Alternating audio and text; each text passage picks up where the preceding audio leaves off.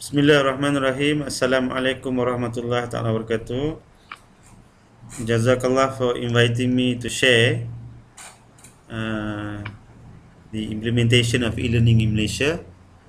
So I've made this recording in case the video conference is not working. So I will start a bit about how we started e-learning in Malaysia. Alhamdulillah, e-learning started as early as 1990s, mainly through individual initiative. Some are done by lecturers in certain departments and faculty, but as far as the implementation of e-learning at the university level, I think we started as early as 2000. I think as you have made, if you know, when many universities started e-learning, they started using the off-the-shelf LMS. Some of them includes Blackboard, WebCity. But with this LMS, there are many problems. One is that although it is very complex and complicated, but this is what we call one size fits all. So there are many functions, but we're not able to customize according to our needs. And the licensing cost is very expensive, plus the yearly maintenance cost. So I think this led many universities to move on to open source learning management system. Okay, I think the most popular one is called Moodle, and I think Islamic University of Gaza is also using Moodle. Some universities are using Claroline and some are using Sakai. Okay, why people are using this?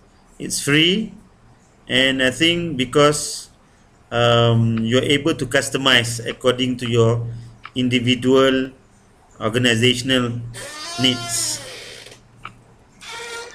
But we see now that at present, people are also moving away from open source LMS to a new paradigm of e-learning. I do not know whether you're familiar with the concept of Learning 2.0, Web 2.0. Okay, I will elaborate a bit. Okay, we have realized that e-learning should not be just storing objects and content in the form of a library, where people come and open the content, open the objects. People have realized that the environment should be conducive enough so that there is a lot of interaction. Okay, so when we talk about e-learning 2.0, we are talking about a very collaborative learning environment, an environment where users are encouraged to generate their own content. There is a lot of knowledge sharing. And probably, we can ask ourselves, do we actually need a formal learning management systems, or can we create an environment which we call personal learning environments, where each individual can make use of the available tools and facilities for learning purposes. And to capitalize on the intelligence of the crowd. So I will elaborate on some of these.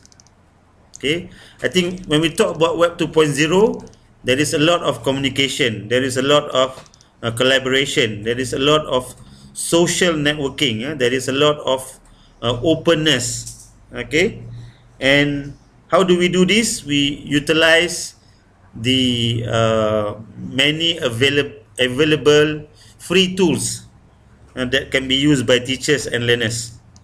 If I have time, I will try to do some demonstration on how to make use of these tools.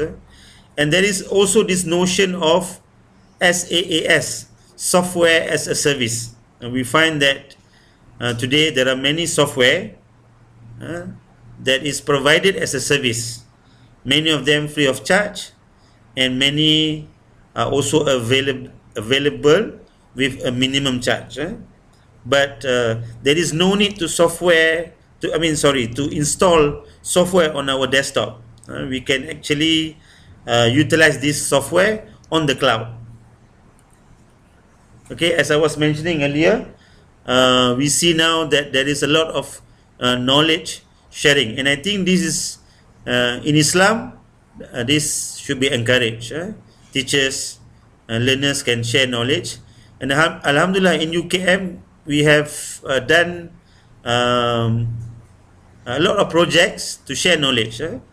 We have created dedicated channels, dedicated portals for sharing of knowledge.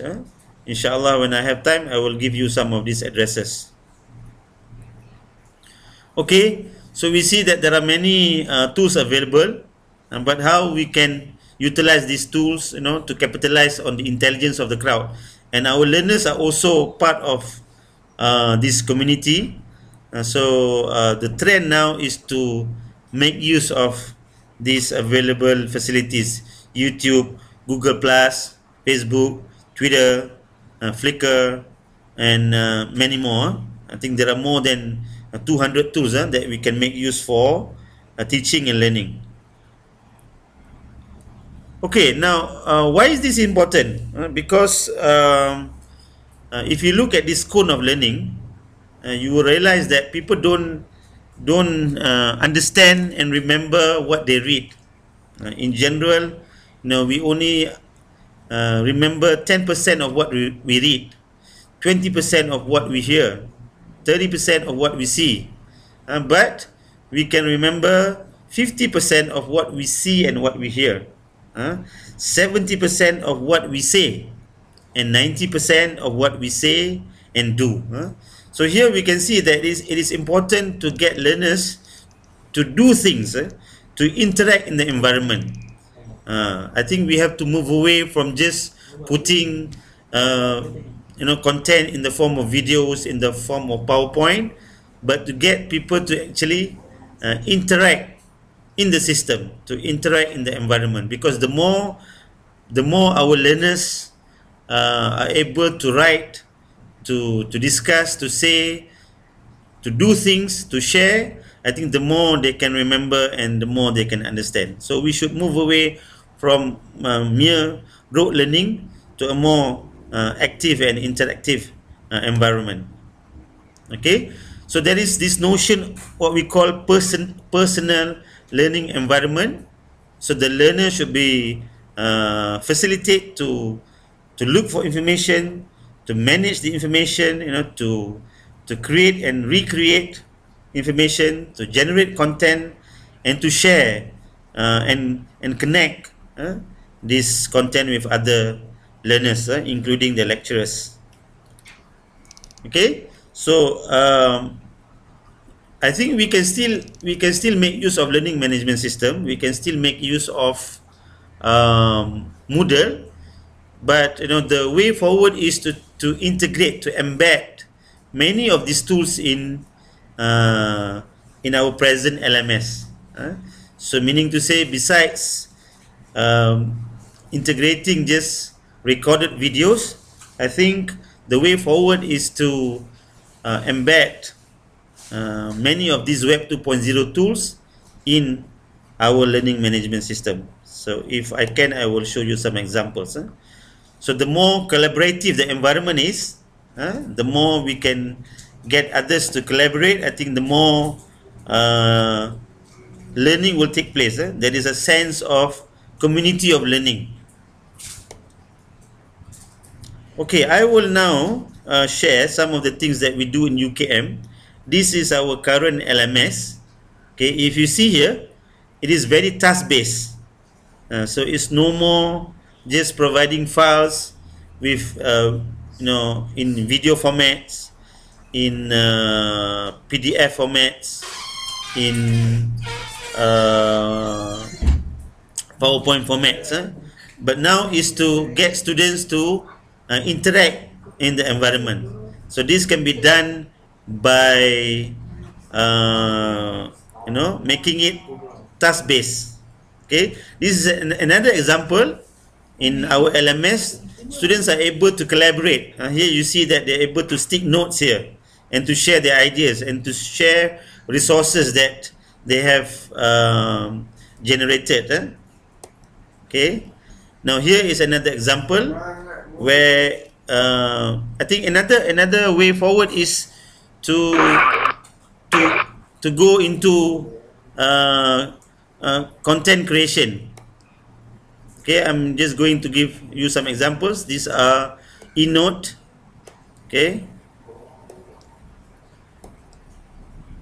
I will try to send more videos of my lectures, inshallah.